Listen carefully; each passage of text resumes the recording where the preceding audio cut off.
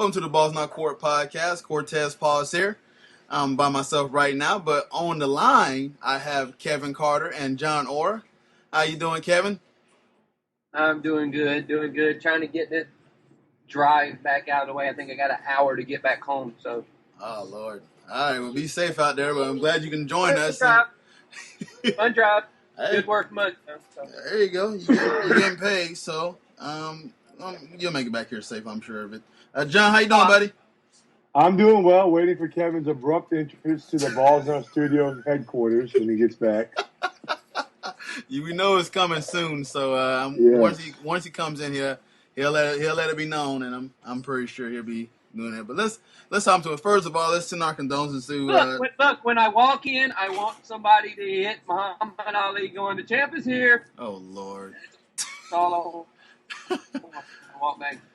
All right. Well, we're going to talk a little bit about college football. Before we go into that, I want to do, and I'm pretty sure everybody else on the podcast, they want to send the condolences to Florida State University about the shooting that happened on campus. Luckily, no one didn't die out of that except the shooter. But three kids was wounded, and it's pretty crazy situation. So, it was 300 was in the library. When he started shooting. So it's amazing that only 3 people got shot. Yeah. But we are not all FSU, but my heart does go out to the families and everybody that was involved, and hopefully everything calms back down. Yeah, it was crazy. Last I read, all 3 victims should be fine. The only person that lost his life, in my opinion, it might not be a popular opinion, is the only person that deserved to lose his life. They're fine. When you take such little regard for human life, you want to shoot up a campus, I don't feel bad for you if something negative happens to you. Yeah, and thank goodness that the kids are Absolutely. Okay. So, was I the only one thinking, oh shit, Jameis is at it again when I first saw the news? Oh. Yeah, when I saw something happen at FSU this morning, I was like, what did the idiot do now? But, yeah, it's sad. I'm not even joking because I just saw an incident at FSU this morning when I woke up. Exactly. That was the first thing I thought, too, was Jameis Winston did something again. That's how polluted Florida State's scandals have gotten in society now. Well, it's a shame, too. That's what happened, and I said... Yeah. It's a shame, too, because one of the ESPNU writers that's on campus interns, did you read about that, Kevin? Pretty much is that she was saying that the target, that Jameis Winston was the target. It is what it is. Okay. Jameis Winston was what?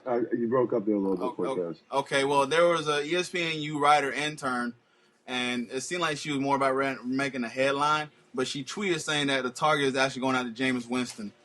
And so what was he going to the library for? True, but I guess that's just pretty bad. And I'm not saying in a joking manner. I am saying in a joking manner, but I'm not. Why was he going to the library looking for Jameis Winston? I don't get it either. And she was just trying to make a story, but they had to take the tweet down. Her Twitter account's been deleted. I forget her name. That was stupid. Yeah, it was pretty dumb on her part to say that. Did you talk to the dude before he shot up everybody? Did you go, look, are you looking for Jameis?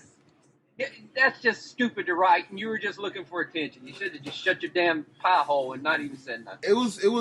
It was embarrassing, quite frankly. I don't know why she did it, but it was just, I can have a chance to make a headline here. Oh, her name is Marissa. It doesn't matter what her name is. For now, her name is Dumbass. There we go, Marissa Martin. All right, we'll move on here. We won't get into more attention about that. But anyway, let's go ahead and transition to the college football playoff rankings. Of course, you see Alabama is ranked number 1. Oregon's ranked number 2. Florida State's ranked number 3. Mississippi State's dropped down to 4. And TCU is sitting out at number 5. So I want to go ahead and get your thoughts on that, about the new rankings. And I'll start with you, Kevin. Go ahead. It's the same as I said it was going to be. I said as soon as Alabama meet Mississippi State, I said they're going to jump to number 1. I'm surprised Florida State didn't go to 2 and Oregon dropped to 3. I'm surprised that didn't happen. But am I shocked by it? No. That's what they think and that's what they're going to do. So I wasn't shocked by the rankings at all. Still, these teams have got to play some major games, but there's still going to be some shakeups. I expect Baylor to be in the talking shoot up in there. If they win out, they'll shoot right back over and they'll jump over TCU just base because when everybody wins out, that they have beaten TCU, so they'll jump over them because they're looking at head-to-head matchups and stuff like that. So I still see it switching right now. All the FSU people want to bitch. Just shut your mouth. If you win out, you're going into the playoffs anyway. So just shut up. If you win games, you'll be in it as well. Don't cry about where you're positioned at or anything. Just be thankful you're in it. I was like, but if you lose, don't go crying when y'all get knocked down because y'all will probably be at 7 or 8 if y'all lose a ball game. So it's like they're just waiting on FSU to lose, and that's all of them are bitching about it. SEC bias this. No one cares. If you keep winning, you don't have to worry about it. So quit your bitching, quit your whining. Just keep winning football games like y'all have been doing, but actually blow somebody out like you're supposed to one time, and then maybe you'll get the respect because the reason you're dropping in the rankings like you are number one, people are tired of Jameis Winston. Number two, people are tired of FSU. And number three, you're not doing near as well as you were last year. Florida State should be Florida State, I hate to cut you off. Florida State should be sponsored by Fancy Cat food because they have 9 lives. Yep. That team has had 9 lives this year. Well, that's the reason. That's the reason they're. I think they're ranked that low. Is because people are just getting sick of them, and they haven't done anything to distinguish themselves yet. They haven't done anything. They haven't done anything that they should be doing. They're not near as good as they were last year. But you can't let NC State. You can't let him go off for 5 touchdowns, and then every game after that he's done nothing. He has not thrown a touchdown pass since the FSU game. Has Jacoby? He only did it against FSU, and it just bums both those me. Here's the madness. Can y'all hear me? Yeah. Go. All right, Kevin is in a desolate area, and as he's breaking up. Why you're doing that?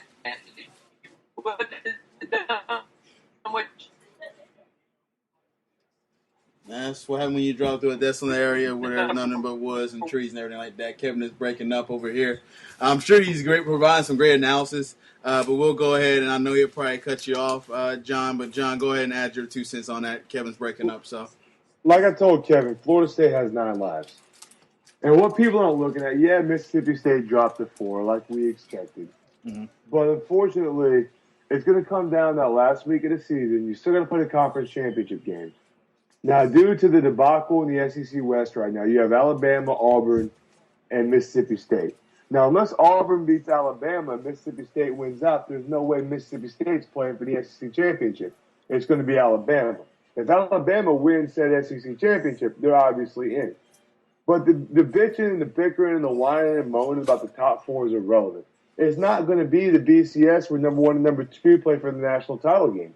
The top 4 still have to play each other. Mm-hmm. So I don't know why a team is complaining they're sitting at number 3 in a top 4 bracket when they know good and well they're going to have a chance to play for it. Right. So as long as you're in the top 4, be happy. Shut up. 1 to 4 might as well all just be number 1 right now. Because as long as you're in the top 4, you have a chance to play for the national championship. What I'm going ill of is people, these bubble teams, complaining that they're not in there. Listen, the key words here are strength of schedule. Uh-huh. Marshall is undefeated. Yes, we're aware of that. Marshall is undefeated. But look at the strength of schedule Marshall has played.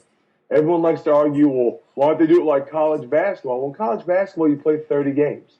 You have a little more room to adjust and wiggle and play. In a 10-game schedule, you need to get the big teams on the schedule. If you don't get them on, sorry about your luck. Right. You're not the only team on the outside looking in. Just because you're undefeated does not mean you deserve the right to be number 1. And just because you're undefeated in a weak conference, they ran a poll and they ran a simulator today. If Marshall played in an SEC conference, they'd be 7-5. That's not winning football. So Just be happy. The bitching and moaning about the SEC bias is getting a little ridiculous. Listen, only one team from the SEC is getting in. And if Bama loses through some fluke chance, or they lose along the way, you might not see an SEC team get in there. Yeah. So this bitching that we're number 2, we're number 3, we should be number 1. This is not the old system. If you're in the top 4, you're in the playoffs. Shut up and be happy. If anybody should be bitching right now, it should be TCU getting bumped out of number 4 by a team that lost this week. That should be who's bitching. Not because your team's sitting at number 3 and they're undefeated, you think they should be number 1, even though I think they have trailed in just about every game this year in the second half. Well, Baylor should be the one bitching. Baylor beat TCU. Baylor should definitely be the one bitching that they're below TCU. Baylor also lost to West Virginia. It don't matter. But when it comes down to it, you look at a head-to-head ball game. If two teams play each other that should be at the top, who won between those two teams? That's your deciding factor, not who they lost to, how they struggled, anything like that. It's who beat who. I'm aware of that, Kevin, but those 3 words, that was the death of good football in the BCS, is going to be the death of it in the playoff. And that is strength of schedule. Well, here's the thing. It's stupid, but it's strength of schedule. They've never been bashful about telling you strength of schedule. Baylor, but that's why I said Baylor will catch TCU at the end of the year, because Baylor plays 2 good teams where TCU doesn't play another good one. So that's where they'll be able to catch up on them, and that's where I think they overtake them. And then they look at the strength of schedule, or they look at the head-to-head ball game after that, and they'll be like, well, look, they beat them, so they're going to be in it. But like you said, if Alabama slips and loses, do they still take the winner of the SEC championship game? Well, from what I look right now, if Georgia wins out, it's Georgia playing.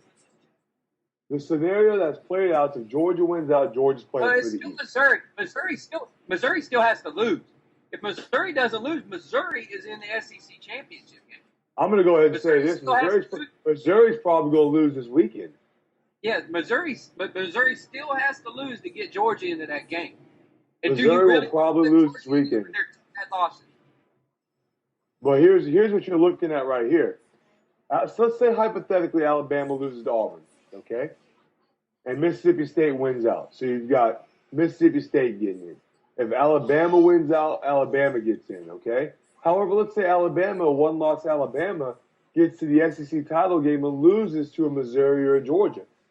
You can't put a 3-loss team in that Final Four. So there might not be an SEC bias. It's going to play out. My biggest issue with people complaining is if your team's in the top 4, shut up. Stop crying. Who cares? 1 through 4 might as well be number 1 right now because you're all going to have a shot at the end to play for it. If your team is number 4, shut up.